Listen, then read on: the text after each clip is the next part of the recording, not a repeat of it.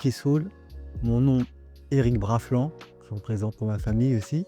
Donc Ricky Soul de C3PO, originaire de la Guadeloupe et de la Martinique. J'ai grandi à Paris, voilà, dans le 13e arrondissement, je représente ça aussi. Je suis danseur de hip-hop, de house et je suis également bassiste, DJ, je fais plein de choses autour de la musique.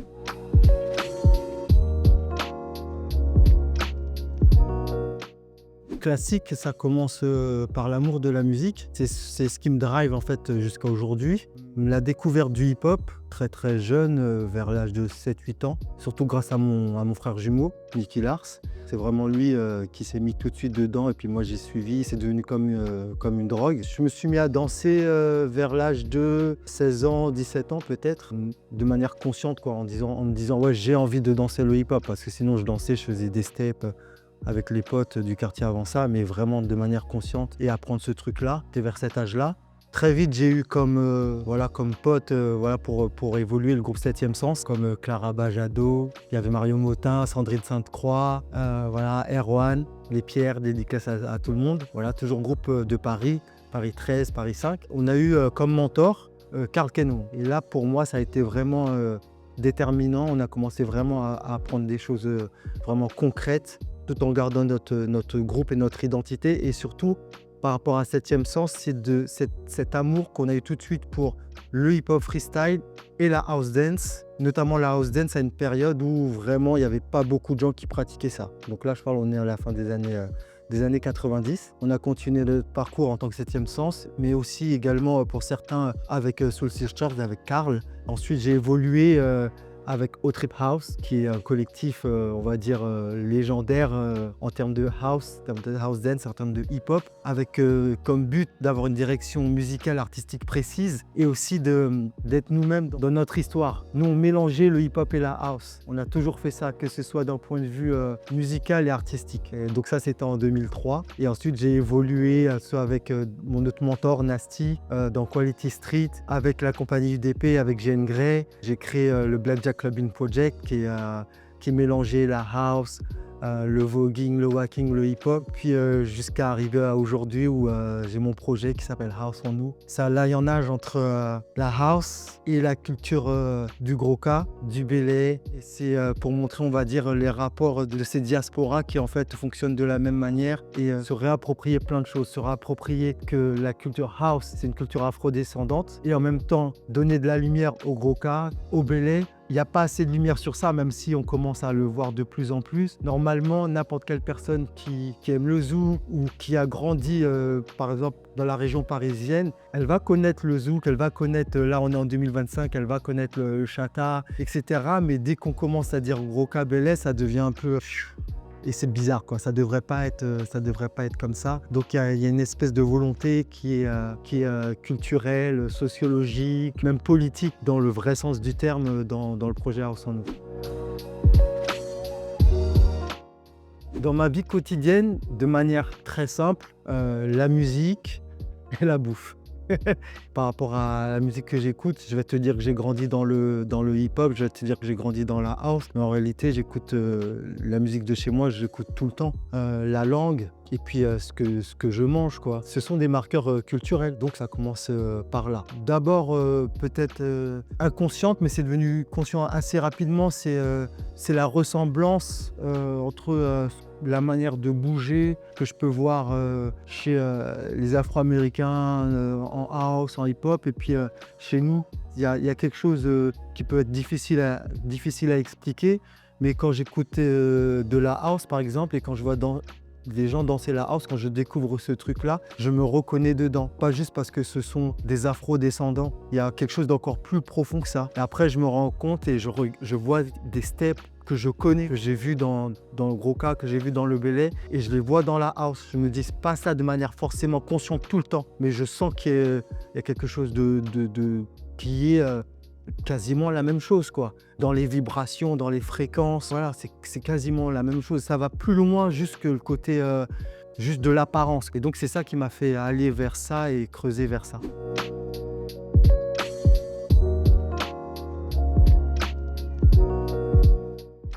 Vraiment pas évident de répondre à cette question parce que c'est vrai que je suis là depuis, si on doit parler de carrière, la fin des années 90. comme en termes de house, si on doit parler de culture house, comme j'ai fait partie, on va dire, de cette génération on était 20-25 à être à fond dedans, donc sans qu'on s'en rende compte, on posait des choses, on posait des bases.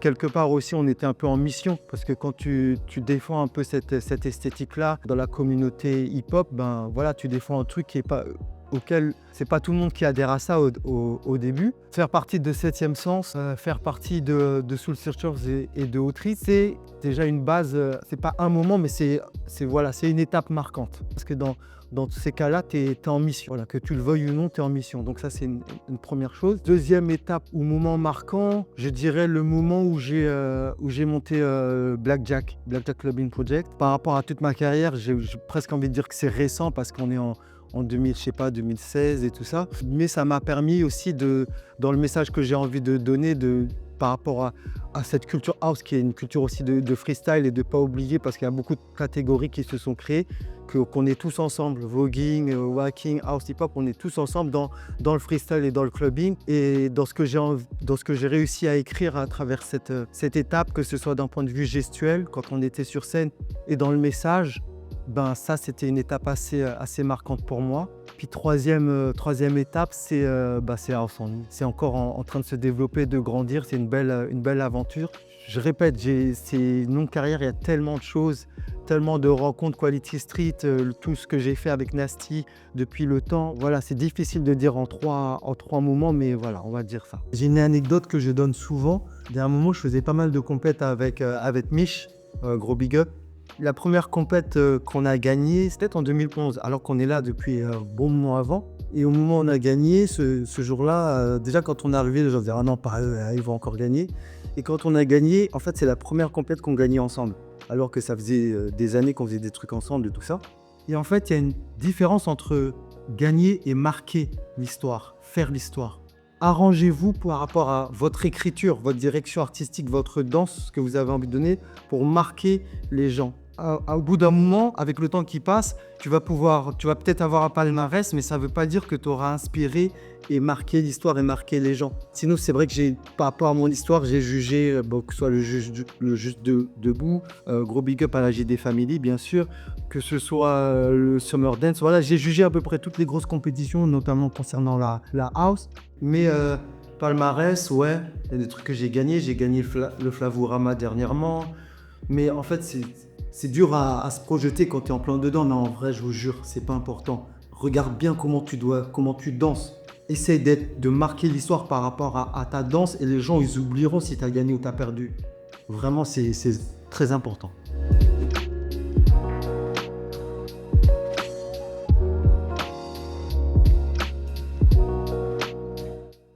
Il y a de tout, il y a l'intérieur et l'extérieur. C'est-à-dire l'intérieur, quand je dis ça, c'est une manière de montrer de manière encore plus profonde aux gens qui je suis en tant qu'artiste, en tant qu'humain. Et bien entendu, ça me permet aussi de faire rayonner quelque part ma culture et mes gens. Comme j'ai dit, House on Nous, c'est un parallèle, c'est un lien qui est fait entre deux diasporas. La diaspora afro-américaine d'un côté et la nôtre. C'est une manière de dire, écoute, la réponse qu'ont donnée les Américains par rapport à leur histoire, ce qu'ils ont développé, nous aussi on a développé des choses. C'est une manière de dire, la house c'est censé, on dit musique électronique, mais en réalité la manière dont se passe une soirée afro-américaine et la soirée dont se passe un Les Roses, dans les vibrations, c'est la même chose.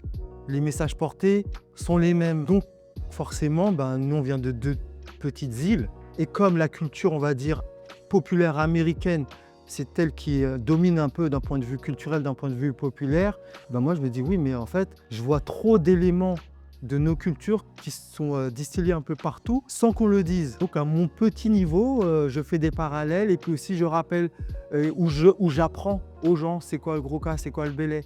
Même sans être moi-même, je ne vais pas prétendre représenter le gros cas et le belay.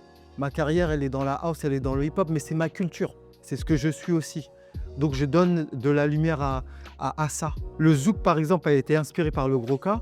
Ils n'arrêtent pas de le dire, hein, les Kassab et les autres, ils le disent. Du coup, on ressent des influences, on sent qu'on a une influence un peu dans plein de choses qui se passent maintenant. Donc autant essayer d'apprendre aux gens et de dire aux gens exactement qu'ils soient encore plus familiers avec ça. Et donc c'est une question de culture, aussi de fierté, de remettre certaines choses en place. Il y a tout ça qui se mélange et puis aussi de plaisir, quoi, d'amour de soi-même, de fierté de soi-même et de représenter. C'est dur de répondre à cette question. Je ne sais pas si j'ai une vision de l'art aux Antilles. En tout cas, ce que les artistes antillais arrivent à faire, c'est qu'ils arrivent à délivrer un truc qui est eux. J'allais dire brut de décoffrage, mais en même temps non, parce que oui et non, c'est quand ils veulent, c'est de l'art. Des fois, ça peut être brut de décoffrage, et puis d'un autre côté, ça peut être super détaillé, réfléchi, poli, repoli, ça. Mais dans tous les cas, en réalité, pour moi, il n'y a pas de différence entre ce que les artistes antillais donnent et ce qu'on va présenter de l'art, par exemple, européen. Et il n'y a pas de différence entre nous, ce qu'on délivre, et ce qu'on nous fait, est-ce qu'on nous apprend de l'art européen ou de la valeur qu'on donne à ce qui est fait de l'art en Europe. Pour moi, il n'y a pas de différence. La seule différence, c'est la lumière qu'on lui donne. Donc nous, on est là pour lui donner de la lumière et rappeler qu'on est là. Maintenant, l'art antillais, il y a tout dedans, quoi. Ça va du truc le plus roots à des volontés qu'on pourrait appeler afrofuturistes. Ma vision, elle a rien de très spécifique finalement. C'est juste la volonté de dire qu'on est là et que d'un point de vue qualité, on n'a rien à envier, quoi. Alors sans nous, c'est autant de la danse, parce qu'il y a une création qui est en train de se faire et qui a même déjà gagné des concours, qui n'est pas terminé mais qui a déjà gagné des petits concours. Voilà, ça s'appelle Art sans nous, résistance sonore. Art sans nous, c'est de la production musicale. Il y a des sons qui sortent, qui sont déjà sortis. Art sans nous, c'est les soirées. Dans les soirées, j'invite souvent un danseur de gros cas à échanger avec un danseur de club. Dans les soirées, tu vas entendre des mix où d'un seul coup, tu as un son de gros cas ou de belek qui va se mixer avec un son de house ou un son de zouk. Donc c'est ça, House en nous. House en nous, il y a déjà eu des peintres qui sont venus peindre pendant les soirées. Donc c'est tout ça, House en nous. Et donc, le public guadeloupéen doit s'attendre à voir tout ça. Et il se trouve qu'il a déjà vu tout ça puisqu'on a été invité au Guadeloupe Electronic Groove en novembre dernier. Et c'est ce qu'on a présenté pendant ce festival. On a présenté un set où ça mixait, ça jouait. Il y a toujours Laurent Sucab, grand master, grand tambouiller de gros cas, qui est toujours avec moi sur scène. Julie RS, qui est toujours avec moi pour représenter la danse sur scène. Et c'est ce qu'on a présenté, c'est-à-dire qu'il y a eu de la musique, il y a eu du tambour, il y a eu de la danse. On a toujours du gros cas aussi en termes de danse également. Ce jour-là, en Guadeloupe, c'était Clara Rinaldo Razin qui était avec nous, gros big up. Et le public guadeloupéen, c'est ce qu'il doit s'attendre à voir, c'est-à-dire notre vécu, c'est-à-dire le vécu de personnes de la Guadeloupe, de la Martinique, mais qui ont aussi un vécu à travers la house, à travers le hip-hop, dont certains ont grandi en Guadeloupe, d'autres ont grandi en région parisienne et doivent s'attendre à voir ce mélange-là, toujours dans la fierté d'être un afro-descendant, toujours dans la fierté d'être de la Guadeloupe, toujours dans la fierté d'être de la Martinique. Mon goal, c'est que ça perdure, c'est que ça grandisse. Je pense qu'en termes d'identité, on y est. J'ai envie que ça se développe dans cette direction-là. Si ça doit grandir sans se trahir. C'est ça que j'ai envie que... Voilà, si tu me croises, c'est ça que tu dois me souhaiter. Il faut que ça grandisse sans se trahir. Alors mes plats d'ombre crevette, aïe, aïe. Et sinon, il y a une assiette, on va dire une composition qui est pour moi top. C'est d'avoir dans l'assiette plantain, zignam, un peu de gombo, fruits à pain et du poisson. Soit coup bouillon, soit poisson frit. Si tu as cette composition-là dans l'assiette, je suis refait.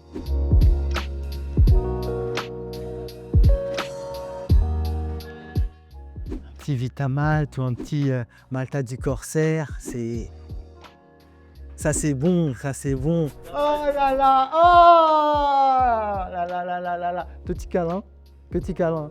Voilà, sinon, il y a un moment où il y a un moment où, comme beaucoup, j'étais dans les sodas, les trucs comme ça, mais j'ai arrêté ça il y a longtemps et honnêtement, ça c'est mon avis perso, s'il vous plaît. Ne venez pas me taper quand vous me croisez dans la rue, mais non, non, tous les Royal Soda, les machin, chacun ses goûts, mais pour moi, non, les gars, non, non, non, non, c'est trop, c'est trop. On a trop de bons jus locaux, on a trop de bonnes choses qu'on fait nous-mêmes pour rester dans ça. Donc, comme j'ai dit, Vita Malt, Malta du Corsa, ça reste mon petit Gunty comme ça, pleasure. Mais en réalité, tous les jus locaux qu'on a, ça n'a pas de prix. Ça n'a pas de prix et faut qu'on se réapproprie ça, quoi.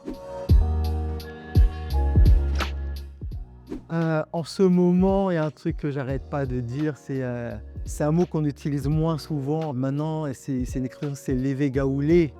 Et levé gaoulé, ça veut dire se révolter. Donc c'est un mot que je mets dans des sons, c'est un mot que je mets maintenant quand je parle. Levé gaoulé, c'est un truc que malheureusement, on est amené nous à faire régulièrement. Ça devrait pas être régulier comme ça. On est amené à le faire régulièrement et c'est le mot que j'utilise beaucoup en ce moment, malheureusement.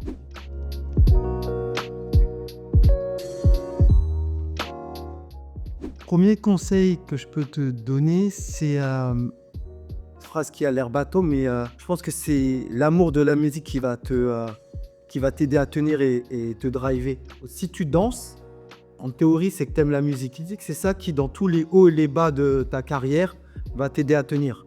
Parce que tu auras quelque chose à dire, tu auras quelque chose pour te motiver, quelque chose qui te dépasse. L'amour de la musique, ça te dépasse, ça va plus loin que toi-même. Il y a des messages que tu vas vouloir porter et donc c'est ça qui va t'aider à tenir. Maintenant, un conseil beaucoup plus pragmatique, entoure-toi bien.